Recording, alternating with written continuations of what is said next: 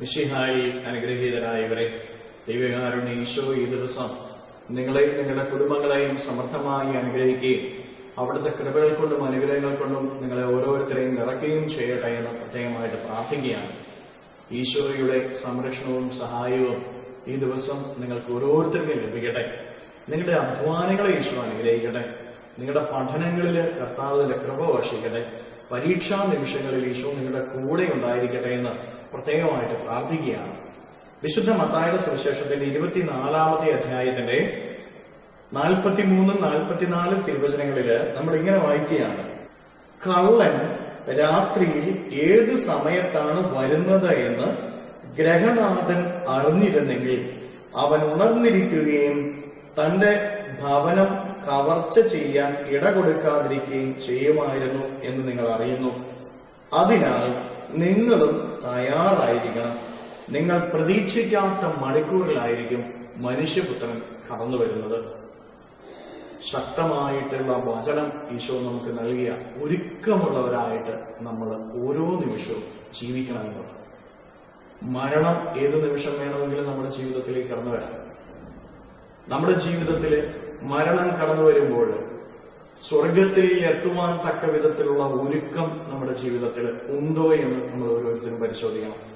ഇപ്പോൾ നാം മരിച്ചാൽ നമ്മൾ സ്വർഗത്തിൽ പോകും. പ്രിയപ്പെട്ട ദൈവമക്കളെ, നമ്മൾ ഏത് നിമിഷം വേണമെങ്കിലും മരിക്കാം. അതൊരു യാഥാർത്ഥ്യം.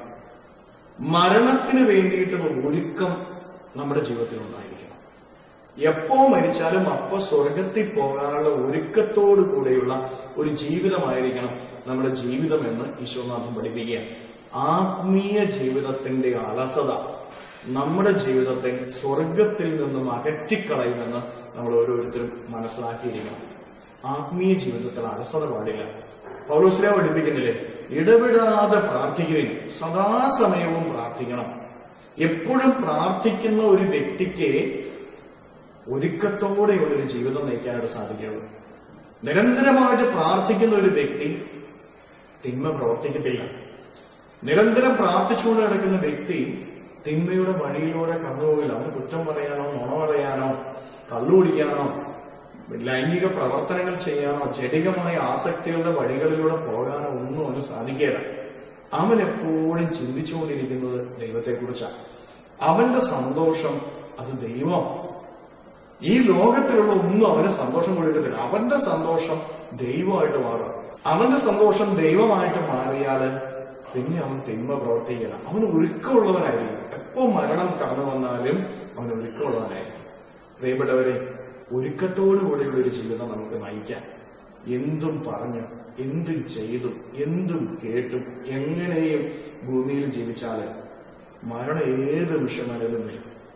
മരണം ഏത് നിമിഷം വന്നാലും അത് സ്വീകരിച്ച് സ്വർഗത്തിലെത്തണം. അതെത്തണമെങ്കിൽ നമ്മൾ ഓരോരുത്തരും എന്തും പ്രവർത്തിച്ചും, എന്തും കാണിച്ചും, എന്തും ചെയ്തും നമ്മൾ നടക്കരുത്. ഈശോയ്ക്ക് ഇഷ്ടമുള്ളത് പ്രവർത്തിക്കുക, വിശുദ്ധിയിൽ ജീവിക്കുക. അതുപോലെ തന്നെ ദൈവാനുഗ്രഹം ഏത് നിമിഷം വേണമെങ്കിലും നമുക്ക് കിട്ടും. നമ്മൾ പ്രാർത്ഥിക്കുന്ന ഇപ്പോഴായിരിക്കാം, നമുക്ക് അനുഗ്രഹം കിട്ടുന്ന ഒരുപക്ഷെ നാളെ ആയിരിക്കും, അല്ലെങ്കിൽ പിന്നീടായിരിക്കും. ഒരുക്കം വേണം. നമ്മൾ പ്രാർത്ഥിക്കുന്ന ആ കാര്യം നമ്മുടെ ജീവിതത്തിലേക്ക് സാധിച്ചു കിട്ടണമെങ്കിൽ അത് വാങ്ങാനുള്ള ഒരുക്കം നമ്മുടെ ഓരോരുത്തരും ജീവിതത്തിൽ, വിശുദ്ധിയുടെ ഒരുക്കം നമ്മുടെ ജീവിതത്തിൽ ഉണ്ടാകണം. കരങ്ങളെ യാചനയോടെ പിടിച്ച് ഈ ദിവസത്തിന്റെ എല്ലാ കാര്യങ്ങളെയും, നമ്മുടെ അധ്വാനങ്ങളെ, പഠനങ്ങളെ, പരീക്ഷകളെല്ലാം ഈശോയോട് നമുക്ക് സ്തുതിക്കാം. ഹല്ലേലൂയ. ഈശോയെ നന്ദി. Hallelujah, hallelujah, hallelujah, hallelujah, hallelujah, hallelujah. കർത്താവായ ഈശോയെ മക്കളെ ഓരോരുത്തരെയും സമർപ്പിക്കുന്നു.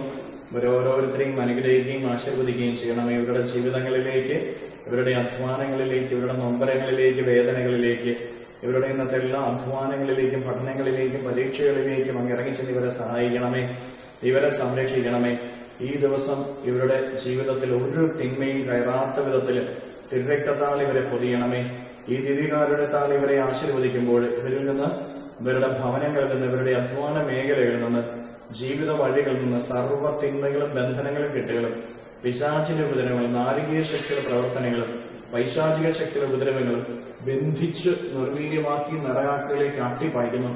എല്ലാ കെട്ടുകളും ഇവരുടെ ജീവിതത്തിൽ നിന്ന് അഴിയട്ടെ എന്ന് കൽപ്പിക്കുന്നു. Hallelujah, hallelujah, hallelujah, hallelujah.